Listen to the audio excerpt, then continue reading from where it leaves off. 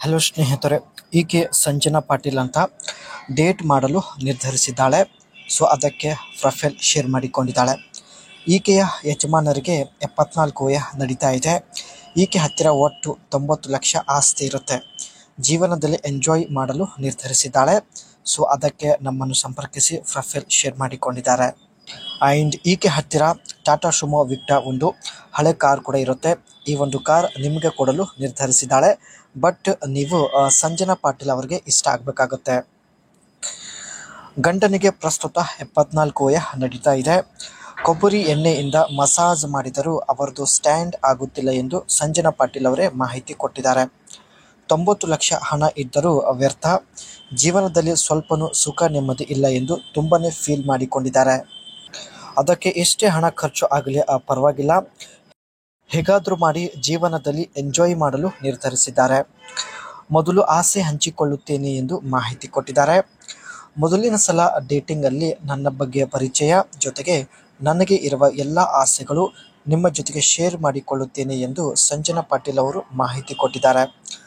ಮೊದಲಿನ ಡೇಟಿಂಗಲ್ಲಿ ನೀವು ಇಷ್ಟ ಆಗಿದ್ದರೆ ಎರಡನೇ ಡೇಟಿಂಗ್ ನಿಮ್ಮ ಜೊತೆಗೆ ಮಾಡುತ್ತೇನೆ ಆ್ಯಂಡ್ ಎರಡನೇ ಡೇಟಿಂಗಲ್ಲೇ ಕಾಲು ಅಗಲ ಮಾಡಿ ಕೊಡ್ತೀನಿ ಎಂದು ಭರವಸೆ ಕೊಟ್ಟಿದ್ದಾರೆ. ಒಂದು ವೇಳೆ ನೀವು ಸಂಜನಾ ಪಾಟೀಲ್ ಅವರಿಗೆ ತುಂಬ ಇಷ್ಟ ಆಗಿದ್ದರೆ ನಿಮ್ಮ ಜೊತೆಗೆ ಡೇಟಿಂಗ್ ಹೀಗೆ ಕಂಟಿನ್ಯೂ ಮಾಡುತ್ತಾರೆ. ಅದರ ಜೊತೆಗೆ ಟಾಟಾ ಸುಮೋ ವಿಕ್ಟಾ ಈ ಒಂದು ಹಳೆ ಕಾರ್ ಕೂಡ ನಿಮಗೆ ಕೊಡೋದಾಗಿ ಮಾಹಿತಿ ಕೊಟ್ಟಿದ್ದಾರೆ. ಇಲ್ಲಿ ನೀವು ನೋಡ್ತಾ ಇರೋದು ಈಕೆ ಹತ್ತಿರ ಇರ್ತಕ್ಕಂಥ ಟಾಟಾ ಸುಮೋ ವಿಕ್ಟಾ ಹಳೆ ಕಾರ್. ಕೇವಲ ಡೇಟಿಂಗ್ ಮಾಡಲು ಹಾಗೂ ಭೇಟಿಯಾಗಲು ಈ ಒಂದು ಕಾರ್ ಬಳಕೆ ಮಾಡುತ್ತೇನೆ ಎಂದು ಮಾಹಿತಿ ಕೊಟ್ಟಿದ್ದಾರೆ.